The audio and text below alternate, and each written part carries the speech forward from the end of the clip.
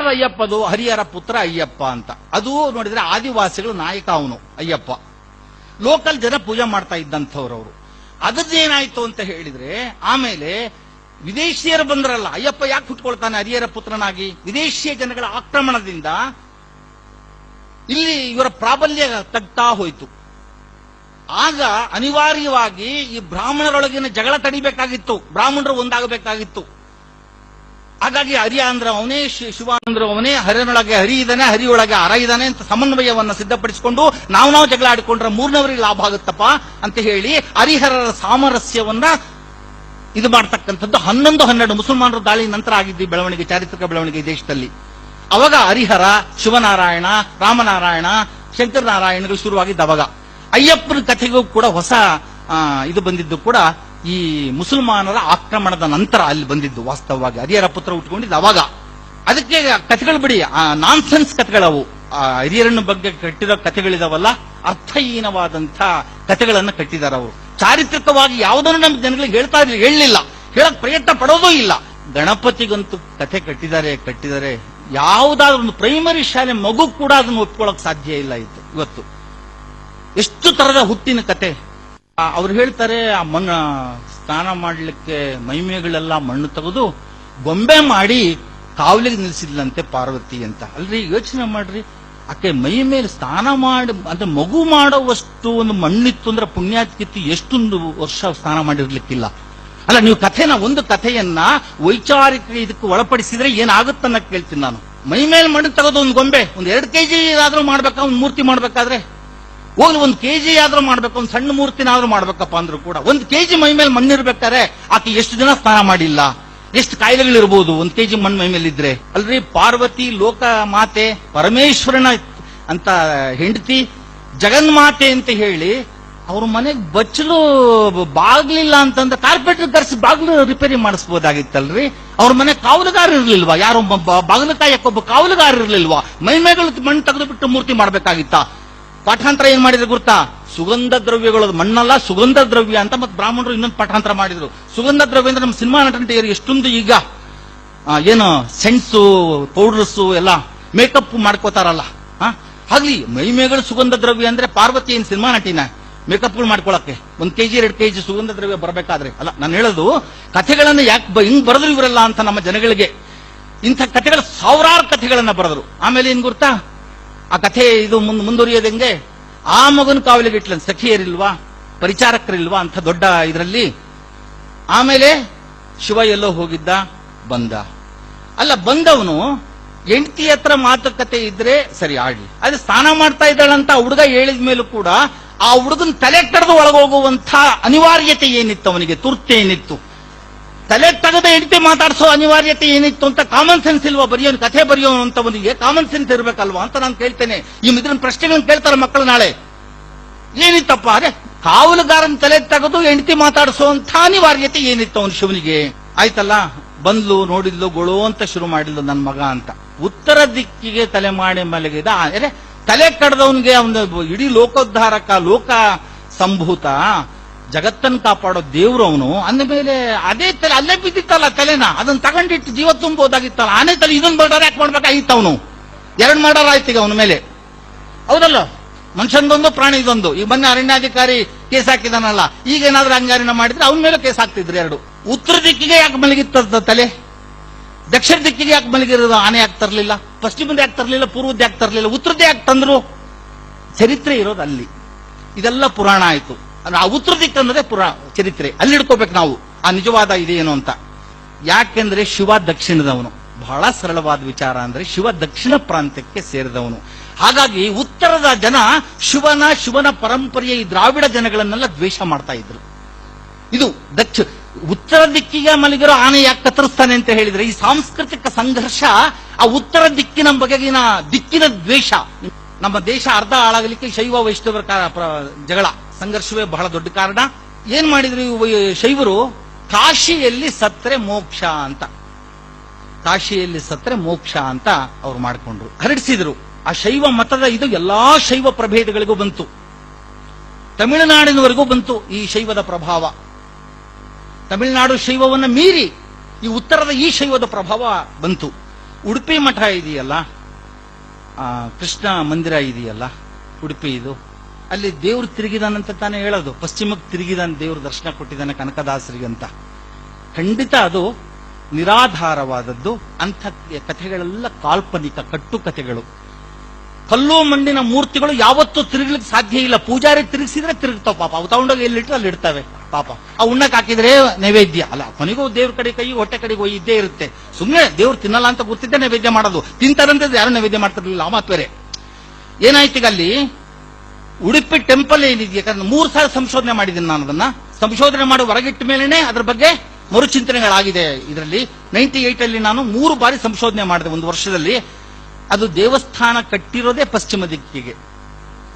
ಆ ಶ್ರೀಕೃಷ್ಣ ಮಂದಿರ ಏನಿದೆಯಲ್ಲ ಅಲ್ಲಿ, ಆ ಮಂದಿರ ಅದು ಕಟ್ಟಿರೋದೇ ಪಶ್ಚಿಮಕ್ಕೆ. ಯಾಕಂದ್ರೆ ದ್ವಾರಕ್ಕೆ ಪಶ್ಚಿಮ ದಿಕ್ಕಾಗುತ್ತೆ. ಉಡುಪಿಗೆ ದ್ವಾರಕೆ ಇರೋದು ಪಶ್ಚಿಮ ದಿಕ್ಕಿಗೆ. ಅದು ದೇವಸ್ಥಾನ ಬಾಗಿಲು ಕರೆಕ್ಟ್ ಆಗಿದೆ, ಪಶ್ಚಿಮ ದಿಕ್ಕಿಗೆ ಇದೆ. ಮತ್ತೆ ಕಥೆ ಯಾಕೆ ಕಟ್ಟಿದ್ರೆ ಇದನ್ನ ದೇವರು ಪಶ್ಚಿಮ ದಿಕ್ಕಿಗೆ ತಿರುಗಿ ದರ್ಶನ ಕೊಟ್ಟ ಅಂತ? ಕನಕದಾಸರು ಒಬ್ಬ ಸಂತ, ಸಾಮಾನ್ಯ ಬರೀ ಭಕ್ತಿಕ ಸಂತ ಅಲ್ಲ, ಪ್ರತಿಭಟನಾ ಮನೋಭಾವ ಇದ್ದಂತ ಒಂದು ಕ್ರಾಂತಿಕಾರಿ ಸಂತ. ಅವನು ಹೋರಾಟಗಾರ ಇದ್ದ, ಅವನೊಳಗೊಬ್ಬ ಹೋರಾಟಗಾರ ಇದ್ದ. ಹಾಗಾಗಿ ಅವನು ಎಲ್ಲಾ ಕಡೆ ಕ್ಷೇತ್ರಗಳನ್ನ ದರ್ಶನ ಮಾಡ್ಕೊಂಡು ಹೋಗುವಾಗ ತಿರುಪತಿ ಅಲ್ಲಿಗೂ ಹೋಗ್ತಾನೆ ಉಡುಪಿಗೆ. ಅಲ್ಲಿ ಒಳಗಡೆ ಬಿಡೋದಿಲ್ಲ ಅವರು, ಯಾರು ಪೂಜಾರಿಗಳು ಒಳಗಡೆ ಬಿಡಲ್ಲ. ಎಲ್ಲ ಗುರ್ತಿದೆ. ಅವಾಗ ದೇವಸ್ಥಾನಗಳಿಗೆ ಶೂದ್ರರ ಒಳಗಡೆ ಪ್ರವೇಶ ಇರಲಿಲ್ಲ. ಅದೊಂದೇ ಅಂತಲ್ಲ, ಎಲ್ಲೂ ಇರಲಿಲ್ಲ. ಯಾವ ಬ್ರಾಹ್ಮಣ ದೇವಾಲಯಗಳಲ್ಲೂ ಕೂಡ ಒಳಗಡೆ ಇರಲಿಲ್ಲ. ಆ ಕಾಲದಲ್ಲಿನ ಜಂಗಮರು ಎಲ್ಲೆಲ್ಲಿ ದೇವಸ್ಥಾನಗಳನ್ನು ಆಕ್ರಮಿಸಿಕೊಂಡಿದ್ರೋ ಅಲ್ಲೂ ಕೂಡ ಈ ಶೂದ್ರರ ಪ್ರವೇಶ ಇತ್ತೇ ಇಲ್ವೇ ಅನ್ನೋದನ್ನ ಅದನ್ನು ಸಂಶೋಧನೆ ಮಾಡಬೇಕು ವಿದ್ವಾಂಸರಾದವರು. ಜಂಗಮರ ದೇವಾಲಯಗಳಲ್ಲೂ ಕೂಡ ಈ ಶೂದ್ರರ ಪ್ರವೇಶ ಇತ್ತೋ ಇಲ್ವೋ ಅನ್ನೋದನ್ನ ಅದು ಸಂಶೋಧನೆಯ ವಿಷಯ. ಅದು ಒಟ್ಟಿಗೆ 15ನೇ ಶತಮಾನದಲ್ಲಿ ದೇವಾಲಯಗಳಿಗೆ ಶೂದ್ರರ ಪ್ರವೇಶ ಕೊಡಿಸಲಿಕ್ಕೆ ಮೊದಲು ಹೋರಾಟ ಶುರು ಮಾಡಿದವರು ನಿಡುಮಾಮಿಡಿಯವರು 15ನೇ ಶತಮಾನದಲ್ಲಿ. ಆಮೇಲೆ ಕನಕದಾಸ ಹೋರಾಟ 16ನೇ ಶತಮಾನದದು. ಈ ಕಾರಣಕ್ಕಾಗಿ 8 ಜನ ರಾಜರು ಅಂದಿನ ನಿಡುಮಾಮಿಡಿ ಶ್ರೀಗಳನ್ನು ಅರೆಸ್ಟ್ ಮಾಡಿಸ್ತಾರೆ. ವಿಜಯನಗರದ ಅರಸರಿಂದ ಹಿಡಿದು ರಾಮೇಶ್ವರಂ ದೊರೆಗಳವರೆಗೆ ಮೈಸೂರು ಅರಸರು ಕೂಡ ನಿಡುಮಾಮಿಡಿ ಶ್ರೀಗಳನ್ನು ಅರೆಸ್ಟ್ ಮಾಡಿ ಮಠಬಂಧನದಲ್ಲಿ ಇಡ್ತಾರೆ. ಇದೊಂದು ದೊಡ್ಡ ಕಥೆ. ಅದು ಒಂದು 100 ವರ್ಷಗಳ ನಂತರ ಕನಕದಾಸರು ಈ ಹೋರಾಟವನ್ನು ಮಾಡಿರೋದು. ಇದು 16ನೇ ಶತಮಾನದಲ್ಲಿ ಮರಿಬಾರದು ಇದನ್ನ. ಉಡುಪಿಯಲ್ಲಿ ಏನಾಗ್ತದೆ, ಶೂದ್ರರು ಒಳಗಡೆ ಬಿಡ್ತಿರ್ಲಿಲ್ಲ. ಒಳಗಡೆ ಬಿಟ್ರೆ ಅವ್ರ ಮೈಲಿಗೆ ಆಗುತ್ತೆ, ಅಂದ್ರೆ ಅವ್ರ ಜಾತಿ ಕೆಟ್ಟೋಗುತ್ತೆ, ಅಥವಾ ಅವರ ಶ್ರೇಷ್ಠತೆಗೆ ಧಕ್ಕೆ ಬರುತ್ತೆ. ಬರದೇ ಇದ್ರೆ ಆದಾಯ ನಿಂತೋಗುತ್ತೆ ಅಲ್ವಾ? ಶೂದ್ರ ಬಂದ್ರೆ ತಾನೇ ಬ್ರಾಹ್ಮಣರ ದೇವಸ್ಥಾನಗಳಿಗೆ ಆದಾಯ, ಅಥವಾ ಈ ಜಂಗಮರ ಸ್ಥಾನಗಳಿಗೆ ಆದಾಯ. ಜಂಗಮರು ಒಂದ್ ಕಾಲದ ಶೂದ್ರರು ಅಂದ್ಕೊಳ್ಳಿ, ಮಾಜಿ ಶೂದ್ರರು ಅಷ್ಟೇನೆ. ಅಂದ್ರೆ ಏನಾಯ್ತು, ಈಗ ಇವರ ಶ್ರೇಷ್ಠತೆಯೂ ಉಳಿಬೇಕು, ಆದಾಯನೂ ಬರಬೇಕು. ಅದಕ್ಕೆ ಉಪಾಯ ಮಾಡಿದ್ದೇನು ಗುರ್ತಾ? ಕನಕದಾಸ ಅಲ್ಲಿ ಹೋಗಿ ಪ್ರತಿಭಟನೆ ಮಾಡ್ತಾನೆ. ಆ ಪ್ರತಿಭಟನೆಗೆ ಸ್ಥಳೀಯ ಜನ ಬೆಂಬಲ ಕೊಡ್ತಾರೆ. ಕಾರಣ ಏನು ಅಂದ್ರೆ, ಸ್ಥಳೀಯವಾಗಿ ಆಳ್ತಾ ಇದ್ದಂಥ ಪಾಳೆಗಾರರು ಶೂದ್ರರಾಗಿದ್ರು ಅವತ್ತು. ಇದು ಬಹಳ ಮುಖ್ಯ ಅಲ್ಲಿ ಐತಿಹಾಸಿಕವಾಗಿ. ಕನಕದಾಸರು ಯಾಕೆ ಅಷ್ಟೊಂದು ಬೆಂಬಲ ಸಿಗುತ್ತೆ ಅಂದ್ರೆ, ಕನಕನ ಕನ್ನಡಿ ನಿರ್ಮಾಣ ಆಗಿದ್ದು ಸುಮ್ಮನೆ ಅಲ್ಲ. ಅದು ಕನಕನ ಹೋರಾಟದ ಸಂಕೇತವಾಗಿ ಕನಕನ ಕಿಂಡಿ ಮಾಡಿದ್ದದು. ಅದು ಅದು ವಾಸ್ತವವಾಗಿ ಅಪಮಾನದ ಸಂಕೇತವಾಗಿತ್ತು. ಶೂದ್ರರ ಅಪಮಾನದ ಸಂಕೇತ ಅದು ಕಿಂಡಿ. ಆ ಸ್ಥಳೀಯ ಪಾಳೆಪಟ್ಟುಗಳು ಅವನಿಗೆ ಸಂಪೂರ್ಣ ಸಹಕಾರ ಕೊಡ್ತಾರೆ. ಯಾರಿಗೆ? ಕನಕದಾಸರಿಗೆ. ಅವಾಗ ಬಹಳ ದೊಡ್ಡ ಆಂತರಿಕ ಸಂಘರ್ಷ ನಡೆಯುತ್ತೆ. ಬ್ರಾಹ್ಮಣರು ಅಬ್ರಾಹ್ಮಣರ ಜಗಳ ಅಲ್ಲಿ ಶುರುವಾಗ್ತದೆ. ಅವಾಗ ಅನಿವಾರ್ಯವಾಗಿ ಆ ಬಾಗಿಲನ್ನ ಮುಚ್ಚಿ ಕಿಂಡಿ ಇಟ್ಟು, ಶೂದ್ರರು ಈ ಕಿಂಡಿಯಲ್ಲಿ ದರ್ಶನ ಮಾಡ್ಕೊಂಡು ಹೋಗ್ರಿ ಅಂತ ಹೇಳಕ್ಕಾಗಿ ಕಿಂಡಿ ಮಾಡಿ ಒಂದು ಕತೆ ಹುಟ್ಟಿಸ್ಬಿಟ್ರು. ಕನಕದಾಸರಿಗೂ ಕೂಡ ನಿನ್ನೆ ಸ್ವಾಮಿ ಇಲ್ಲೇ ದರ್ಶನ ಕೊಟ್ಟಿದ್ದು ಅಂತ ಹೇಳಿ ಅದನ್ನ ಪ್ರಚಾರ ಮಾಡಿ, ಆಮೇಲೆ ಶೂದ್ರರೆಲ್ಲ ಕಿಂಡಿ ಹೊರಗೆ ನೋಡ್ಕೊಂಡು ಹೋಗಿ ಮಾಡಿ ಬುದ್ಧಿವಂತಿಕೆ ಮಾಡಿ ತಮ್ಮ ಜಾತಿ ಶ್ರೇಷ್ಠತೆ ಉಳಿಸ್ಕೊಂಡ್ರು, ದುಡ್ಡು ಬರೋ ಆದಾಯದನ್ನು ಉಳಿಸ್ಕೊಂಡ್ರು. ಇದು ಬುದ್ಧಿವಂತಿಕೆ. ಹಾಗಾಗಿ ಗಾಂಧೀಜಿ ಯಾವ ಪವಾಡ ಮಾಡಲಿಲ್ಲ, ಆದ್ರೆ ಆತನ ಜೀವನವೇ ಪವಾಡ ಅಲ್ವಾ? ಕನಕದಾಸ ಯಾವ ಪವಾಡ ಮಾಡಿಲ್ಲ, ಆತನ ಜೀವನ ಪವಾಡ. ಅಂಬೇಡ್ಕರ್ ಯಾವ ಪವಾಡ ಮಾಡಲಿಲ್ಲ, ಅವರ ಬದುಕೇ ಪವಾಡ. ಬಸವಣ್ಣ ಯಾವ ಪವಾಡ ಮಾಡಿಲ್ಲ, ಅವ್ರ ಭಕ್ತರು ಹುಟ್ಟಿಸಿರೋದು. ಆಮೇಲೆ ಪವಾಡ ಮಾಡಿದ್ರೆ ದೊಡ್ಡ ಮನುಷ್ಯ ಅಂತ ಜನರ ನಂಬಿಕೆ ಇದೆಯಲ್ಲ, ಅದಕ್ಕಾಗಿ ಇಷ್ಟು ಪವಾಡಗಳು ಮಾಡಿದ್ರಪ್ಪ ಅಂತ ವಚನ ಬರೆಯೋದು, ಕೂತ್ಕೊಂಡು ಬರೆಯೋದು. ಪವಾಡ ಮಾಡಿದ ಮಾತ್ರ ದೊಡ್ಡ ಮನುಷ್ಯ ಆಗಲ್ಲ. ಇನ್ನು ಎಂತೆಂತ ಒಂದು ತಿಳ್ಕೊಳ್ಳಿ, ನಂಬಿಕೆಗಳು ಮತ್ತು ಮೂಢನಂಬಿಕೆಗಳು ಇಲ್ಲದೆ ಇರುವ ಯಾವ ಧರ್ಮನೂ ಇಲ್ಲ. ಸಾವಿರಾರು ಮಠಗಳಿದ್ರೂ ಕೂಡ ನಮ್ಮ ಸಮಾಜ ಯಾಕೆ ಜಡವಾಗಿದೆ ಅಂದ್ರೆ ಕರ್ಮಠರಾಗಿದ್ದಾರೆ ಸ್ವಾಮಿಗಳು. ಇದು ಬಹಳ ಮುಖ್ಯ. ಶರಣರ ತತ್ವಗಳನ್ನು ಆಚರಣೆ ಮಾಡ್ಲಿಕ್ಕೆ ಆಗಲ್ಲ. ಶರಣರ ತತ್ವ ಆಚರಣೆ ಮಾಡ್ಬೇಕಾದ್ರೆ ಅವ್ರು ಶರಣರೇ ಆಗಬೇಕಾಗುತ್ತೆ. ಹೆಸರಿನಿಂದ ಅಲ್ಲ, ಆಚರಣೆಯಿಂದ. ಆಚರಣೆಯಲ್ಲಿ ಶರಣತ್ವವನ್ನು ಬರೋದಾದ್ರೆ ಈ ಧರ್ಮ, ಈ ಲಿಂಗಾಯತ ಧರ್ಮ ಜಗತ್ತಲ್ಲೇ ನಂಬರ್ 1 ಧರ್ಮ ಆಗ್ತಿತ್ತು. ಅದು ಸ್ವಾಮಿಗಳ ಕಡೆ ಆಗಲ್ಲ. ಅದು ಸುಳ್ಳದು. ಸ್ವಾಮಿಗಳನ್ನ ಯಾವ್ದಕ್ಕೆ ಬೆಳೆಸ್ಕೋಬೇಕೋ ಬೆಳೆಸ್ಕೊಳ್ಳಿ. ಸಮಾಜ ಸಂಘಟನೆ ಮಾಡ್ಲಿಕ್ಕೆ ಬಳಸ್ಕೊತಾ ಬೆಳೆಸ್ಕೊಳ್ಳಿ. ಮಠಗಳು ಕಟ್ತೀರಾ ಕಟ್ಕೊಳ್ಳಿ, ಜಾತಿ ಸಂಘಟನೆ ಮಾಡ್ತೀರಾ ಮಾಡ್ಕೊಳ್ಳಿ, ಸಂಪತ್ತು ಮಾಡ್ತೀರಾ ಮಾಡ್ಕೊಳ್ಳಿ, ವೋಟ್ ಬ್ಯಾಂಕ್ ಆಗ್ತೀರಾ ಆಗ್ರಿ, ಸ್ವಾಮಿಗಳಿಂದ ಏನೇನ್ ಮಾಡ್ಕೋಬೇಕು ಎಲ್ಲಾ ಮಾಡ್ಕೊಳ್ಳಿ. ಬಸವಣ್ಣ ಮಾಡ್ಲಿಕ್ಕಾಗಲ್ಲ, ಶರಣರದ್ ಮಾಡಕ್ಕಾಗಲ್ಲ. ಅದಕ್ಕೆ ಶರಣರೇ ಆಗ್ಬೇಕು. ಶರಣ ಹೋರಾಟನೇ ಬೇರೆ ಆಗಬೇಕು. ಇದು ಮಠಗಳಿಂದ ಆಗಲ್ಲ, ಸತ್ಯವಾಗಲೂ ಆಗಲ್ಲ. ಮಠಗಳ ಬಸವಾದಿ ಶರಣರ ತತ್ವಕ್ಕೆ ಪ್ರಥಮ ವೈರುಗಳೇ ಮಠಾಧೀಶರು, ತಿಳ್ಕೊಳ್ಳಿ. ಪ್ರಾಮಾಣಿಕವಾಗಿ ಹೇಳ್ತೀನಿ, ಆ ಹಿನ್ನೆಲೆಯಲ್ಲಿ ಬಂದು ನಾನು. ಹಾಗಾಗಿ ನೋಡಿ, ಚರ್ಚ್ಗಳ ಹಾಗೆ ಮಠಗಳು ಕೆಲಸ ಮಾಡಕ್ ಸಾಧ್ಯ ಇಲ್ಲ, ಮಸೀದಿಗಳ ಹಾಗೆ ಕೆಲಸ ಮಾಡಕ್ ಸಾಧ್ಯ ಇಲ್ಲ. ಮಠಗಳು ಹೆಚ್ಚು ಅಂದ್ರೆ ಉಣ್ಣಕ್ ಹಾಕ್ಬೋದು, ನೀವು ಎಜುಕೇಶನ್ ಕೊಡ್ಬೋದು, ಪುರಾಣ ಹೇಳ್ಬೋದು, ಪ್ರವಚನ ಹೇಳ್ಬೋದು. ಜಾತಿರಹಿತ ಸಮಾಜವನ್ನು ನೀವು ಕಟ್ಲಿಕ್ಕಾಗಲ್ಲ, ವರ್ಣರಹಿತ ಸಮಾಜವನ್ನ ಕಟ್ಲಿಕ್ಕಾಗಲ್ಲ, ಶೋಷಣೆ ರಹಿತ ಸಮಾಜವನ್ನ ಮಠಾಧೀಶರನ್ನ ಇಟ್ಕೊಂಡು ಕಟ್ಲಿಕ್ಕಾಗಲ್ಲ. ನೀವು ಇನ್ನೊಂದ್ ಸಾರಿ ನಾನು ಕರೀದೇ ಇದ್ರ ಚಿಂತೆ ಇಲ್ಲ, ಬರೋ ಇಷ್ಟ ನನಗೆ ಖಂಡಿತ ಇಲ್ಲ. ಸತ್ಯವನ್ನ ತಿಳ್ಕೊಳ್ಬೇಕು ಮಠಾಧಿಪತಿ ಜನಗಳು, ಸಮಾಜ ತಿಳ್ಕೊಳ್ಬೇಕು. ನೀವು ವಾಲ್ಮೀಕಿಗಳಿರಲಿ, ಕುರುಬರಿರಲಿ, ಲಿಂಗಾಯತರಿರಲಿ, ಬಣಜಿಗರಿರಲಿ, ಪಂಚಮಸಾಲರಿರಲಿ, ಯಾವ ಬ್ರಾಹ್ಮಣರಿರಲಿ, ಒಕ್ಕಲಿಗರಿರಲಿ, ಯಾವ ಜಾತಿಯವರೇ ಇರಲಿ, ಸಮಾಜ ಬದಲಾವಣೆಯಾಗಬೇಕಾದ್ರೆ ನೀವು ಶರಣರನ್ನ ಸಾಂಸ್ಥೀಕರಣಗೊಳಿಸಿಕೊಂಡು ಮಾಡಿದ್ರೆ ಸಮಾಜ ಬದಲಾವಣೆ ಆಗಲ್ಲ. ತ್ಯಾಗ ಮಾಡಬೇಕು, ಸಾಂಪ್ರದಾಯಿಕ ಸವಲತ್ತುಗಳನ್ನ ಬಿಟ್ಟುಕೊಡ್ಬೇಕು ಮಠಾಧಿಪತಿಗಳು, ಸಾಮಾನ್ಯರಲ್ಲಿ ಸಾಮಾನ್ಯರಾಗಬೇಕು. ಕ್ರಿಶ್ಚಿಯನ್ ಧರ್ಮ ಬೆಳಿಬೇಕಾದ್ರೆ ಇಂಗ್ಲೆಂಡ್ ನಲ್ಲಿ ಹುಟ್ಟಿದವನು ಆಫ್ರಿಕಾ ಖಂಡಕ್ಕೆ ಹೋಗ್ತಾವನು, ಬೆಸ್ ಮಾಡ್ಕೊಂಡವನು. ಎಲ್ಲೋ ಜರ್ಮನ್ ನಲ್ಲಿ ಹುಟ್ಟಿದವರು ಇಂಡಿಯಾಕ್ಕೆ ಬಂದು ಪಾದ್ರಿಗಳ ಸೇವೆ ಮಾಡ್ತಾರೆ. ಮಿಷನರೀಸು ಇಂಡಿಯಾಕ್ಕೆ ಬಂದು ಅವ್ರ ಸೇವೆ ಮಾಡ್ತಾರೆ. 10,000 ಕಿಲೋಮೀಟರ್ ನಡ್ಕೊಂಡು ಹೋಗ್ತಾರೆ ಪಾದ್ರಿಗಳು, ನಡ್ಕೊಂಡು ಹೋದ್ರು. ಇಡೀ ಜಗತ್ತಿಗೆ ಕ್ರೈಸ್ತ ಧರ್ಮ ಹೇಗೆ ಹರಡ್ತು?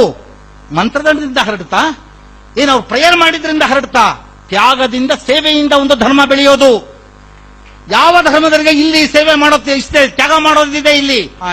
ಈ ವೇದಿಕೆ ನಿಜವಾಗಲೂ ಒಂದು ಜಾಗೃತಿಯ ನೈಜ ಒಂದು ಕಾರ್ಯಕ್ರಮವಾಗಿ ಮುಂದೆ ನಮ್ಮ ಆಲೋಚನೆಗಳನ್ನ ಮರು ಚಿಂತಿಸಲಿಕ್ಕೆ, ನಮ್ಮ ಆಂತರಿಕ ಸುಧಾರಣೆಗೂ, ನಮ್ಮ ಬಹಿರಂಗದ ಸಮಾಜದ ಸುಧಾರಣೆಗೂ ಒಂದು ಪ್ರೇರಣೆಗಳನ್ನ ನೀಡುವ ವೇದಿಕೆಯಾಗಿ ರೂಪುಗೊಂಡಿದೆ ಅಂತ ಹೇಳಿ, ಇದನ್ನು ರೂಪಿಸಿದಂಥ ಪೂಜ್ಯ ಗುರುಗಳು ಸನ್ಮಾನ್ಯ ಸಚಿವರಾದ ಸತೀಶ್ ಜಾರಕಿಹೊಳಿಯವರು ಮತ್ತು ಜಾಗೃತಿ ಕೇಂದ್ರದ ಎಲ್ಲ ಪದಾಧಿಕಾರಿ ಮತ್ತು ಅದಕ್ಕೆ ಬೆಂಬಲವಾಗಿ ನಿಂತಹ ಎಲ್ಲ ಸಮಾನ ಮನಸ್ಕರಿಗೆ ಅಭಿನಂದಿಸಿ ನನ್ನ ಮಾತುಗಳನ್ನು ಮುಗಿಸ್ತೇನೆ.